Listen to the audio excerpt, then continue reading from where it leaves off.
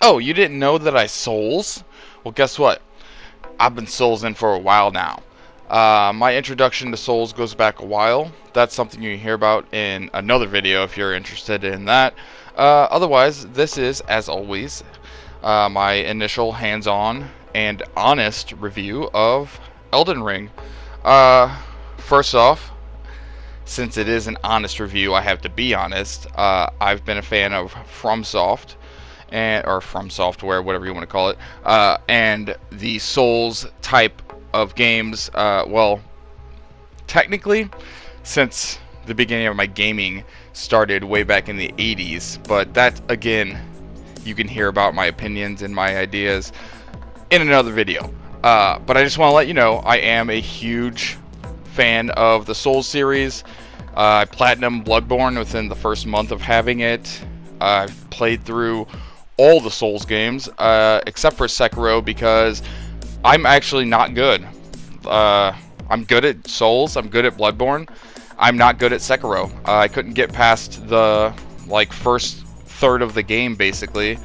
I could not get the combat controls down, but I loved every aspect of the game.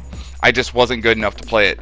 So, other than that, I am, kind of a fan. But I'm also, not against having differing opinions. I think Bloodborne is the personal favorite of all of the series. I think Dark Souls 2 is my personal favorite of the Souls series. Dark Souls 3 is the best overall. And then Dark Souls 1 is just the classic OG. So, you can't really rank it. It is the OG of the series, unless you count Demon Souls or even King's Field or any other older things that have led up to what we're playing now, which is Elden Ring. And that said, Elden Ring is literally, as a Souls fan in general, it's everything you would want.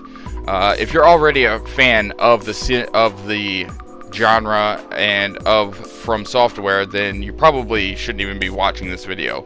But otherwise, you're still welcome. Otherwise, this is for anybody who's on the fence or just, I don't know.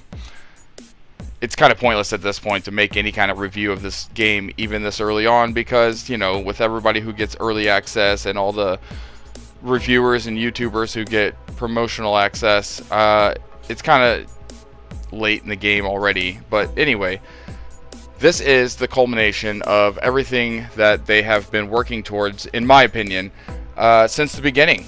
If you follow the history of From Software and you're aware of all the little deep cuts and the weapons and the characters and the names and all the little lore pieces that have followed through all of the series, those are present, and it's all built up to this. They've taken all the best mechanics from all of the games and applied them in some way to Elden Ring.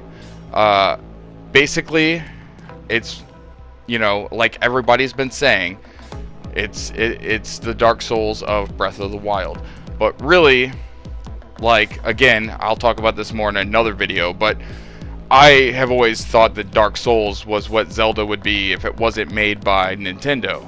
Zelda was intended to be a serious, don't hold your hand, just open world, go out and find out how to live and beat the game. And you'll pick up all the pieces you need as you go if you pay attention and you're diligent. And that's what Souls was. It was punishing. It was, it didn't hold your hand. And that's the first time I played Souls, I thought, oh, this is Zelda for grown-ups. Gotcha. This is what I've always wanted. That said, when I first played Breath of the Wild, I immediately thought, yeah, this is what Dark Souls should be. A big open world, but Dark Souls.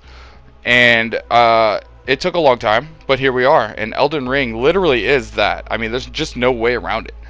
They took the open world format and finally applied Souls to it. And it's perfect. As far as technicals go, there's not much I could say other than that you haven't heard if you've been looking into it, or that you haven't read if you've been, on the internet at all. It is a 10 out of 10 in many ways. And technically, it's perfect because they've mastered all of their mechanics up until this point, and they've just added them all together. Everything from the way that you summon things, to the way that you can farm bosses, to the way that you traverse. You know, everything is just souls enough, but also just accessible enough to like bring in new players, which hopefully you are one of those. But it technically it is perfect. They nailed it. They're, you know, the only thing they could do was, you know, not put their same touch on it that they've put in all their games, and that would have been, you know, dumb. So here we are. It's a perfect fucking technical From Software game. Now, as far as what to expect from like the gameplay and the experience itself, basically, if you're not familiar with the Souls series, difficulty is the name of the game. It is difficult to what most people would call a casual gamer. It's not that difficult, dude. and I've always thought that it was too forgiving. One of the main aspects of the series, or of the genre, is that like if you die, you drop your currency, your souls, or in this case, it's runes. I'll always call it souls. I will also always refer to the marks of grace, or the traces of grace, as bonfires. Even the lanterns in Bloodborne, I just referred to them, they're bonfires, sorry.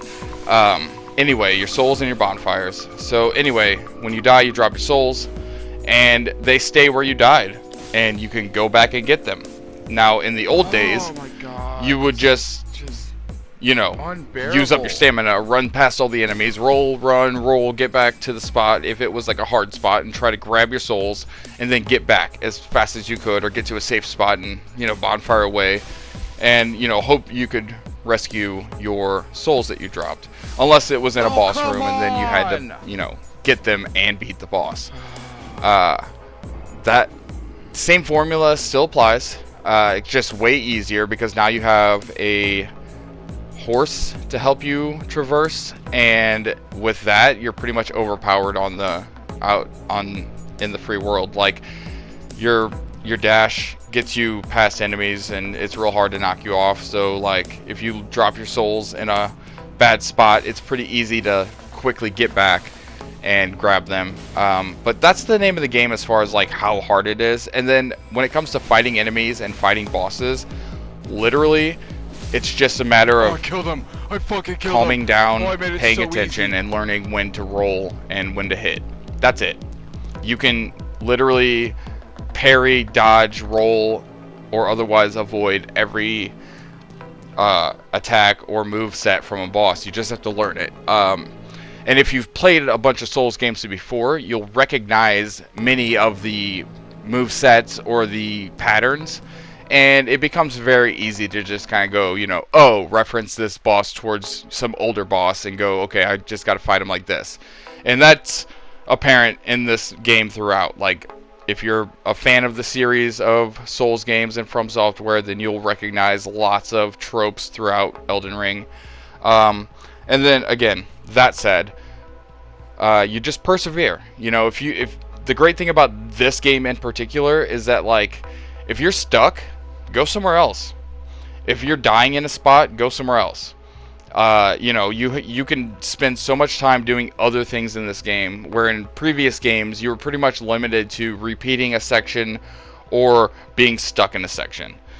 With this game, you're a lot more free. It's a lot more forgiving than the previous games, but it makes sense because it's an open world game, and in the scale and scope of the game, it fits perfectly. Like, they didn't hold your hand. They didn't give you more than you needed, and I appreciate that as a fan of From Software and their style of you know, the Souls genre. So, like, again, you're probably gonna hear this or have heard this or read this a lot, but like, there's not much you can say. There's not much negative to say at all about this game. Really, it's more about reaffirming that yes, Miyazaki did a great job. As far as the story goes, and like George R.R. Martin's contribution to it, it just feels like Souls. You know, if you're a Souls player, you're just kind of running through it, and you pick up the lore later, and you start paying attention the more times you play through, and you're like, oh, yeah, I killed that guy. Okay, that guy that she was talking about, you know, whatever. you pick it up, or you deep dive into Reddit or Wikipedia or wikis, and you pick up on it. Otherwise, this is just a giant open world Souls. They did a great job of making all the sections basically feel like Souls sections that are self-contained, but still connected seamlessly and flawlessly through the open world. So there's not much that can be said other than it really is, if you're into the action RPG and the Souls type games, it's the perfect game. They finally did it. Dark Souls, open world, Breath of the Wild for grown-ups, if you will. That's it. I mean, it's great. You got all your bases. So as far as like the initial hands-on review goes, I mean, I have got like 35 hours into it right now, and I just got a new hat, and I've got a couple of pretty decent weapons, one in particular that I fancied, so I worked towards being able to use it and wield it properly, and now that I can, it's changed up the game a little bit for me. But yeah, I mean, that's how it goes. Depending on which way you go or what you do and how good you are at defeating bosses, that's going to determine how much you enjoy the game. And if you're having trouble, there's a couple of old Dark Souls tips that like a lot of people won't tell you about because they're too proud, or there's just a lot of the community is like, oh, you got to get good. Just get good. Well, guess what? Those people got good by being helped or by doing the same shit that I'm about to tell you, which is, when in doubt, run around. Run past enemies. Just run. You don't have to fight everything. You can just run. The only thing you have to fight most of the time is like main bosses that you're like trapped in a room with. Otherwise, just run. I spent a good portion of my second day playing just on my horse, running around the entire world everywhere I could and grabbing all the bonfires I could find. Hitting all the churches, the ruins, like getting all the major markings I could on my map so that I could come back to them later, or so that I would have the bonfires for when my friends want to play. It'll be easier when you have all the bonfires unlocked and you can go, oh yeah, I have that bonfire, let's go there. So when in doubt, just hop on your horse and run around. If you don't know what to do, hop on your horse and run around. Just kill stuff, get souls, level up, do what you can. And then if you're really lost and you need some kind of guidance, or you need a goal, like of some kind of gear to get, then look it up. There's nothing wrong with looking up on Reddit, if we're a wiki, like if you're looking for some kind of item, or you see somebody's got something that you want, find out how they got it, and then you have a goal. Right now, I personally, I saw somebody in an outfit that I really wanted, and so I went ahead and went online and looked it up, and I found an outfit set that I really, really want. So now I have a goal, and even though I'm playing the game and I have plenty of bosses and things to do, I have a goal of like, oh, I need to do this so I can get this set. And so I'm working towards that personally. Otherwise, it's open. It really is open. You can just go about it at your own pace and do what you want. As in any series in the Soulsborne genre, there's obviously going to be areas that you should not be in at whatever level you're at. And you'll know those when you find them, because you'll die a bunch and you'll be like, oh, I shouldn't be here. Or your weapon that was doing really good starts not doing so good. So the game is huge. It's almost overwhelming, even as somebody who enjoys giant open games and Souls games. It is a little daunting at first. Like, you do kind of feel like, oh my god, there's so much going on. But there's nothing negative that can be said about the game, honestly. I'm sure this is being said by a lot of people, but I really struggle to find anything negative. Like, if you enjoy this genre and you enjoy the series, then this didn't do anything wrong. It only improved and made the future of the series, of the genre, even brighter and bigger. So, like, again, if there was anything to, like, complain about, it's going to be tiny, tiny little details of quality of life things in-game. Like, oh man, this menu always, like, there's an extra step in this menu that's redundant. Things like that, like, somebody like me who's got a game design schooling or whatever background, like, I notice them, I see them, and I go, oh man, this is redundant. You could actually just automate this and it wouldn't, detract from anything and also make it easier for you. Other than that, I can't complain. I really can't. The only complaint is that it's too big and I want to spend more time than I should be playing it, and that's that. Otherwise, like, I'm still, like I said, 35 hours in and I barely scratched the surface. I just got a hat that I wanted, finally. Like, I've barely scratched the surface. So if you're listening thus far, then I'm just reiterating what anybody else has already basically said. It's a 10 out of 10. There's nothing negative to be said. The only thing that could be negatively said about it is that if you're not into this type of game or series, you might not like it. And if you're, easily deterred by difficulty, then you might not like it. But even I find that if you get the right friend, or you throw down your summon sign and just play with random people, you'll end up having fun. You'll meet some people who are actually really good, and they're willing to help you do whatever it is. Basically the Sun Bros of the community. So with that said, I hope you're enjoying the game. I hope you enjoyed this little rant about Elden Ring, and that's my 2 cents. 10 out of 10, 11 out of 10, 13 out of 7.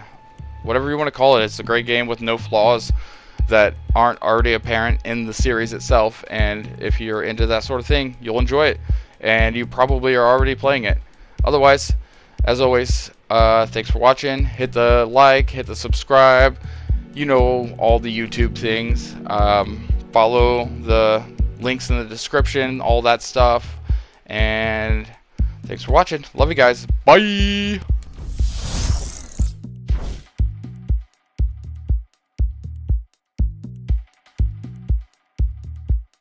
What are you waiting for? Subscribe, bitch.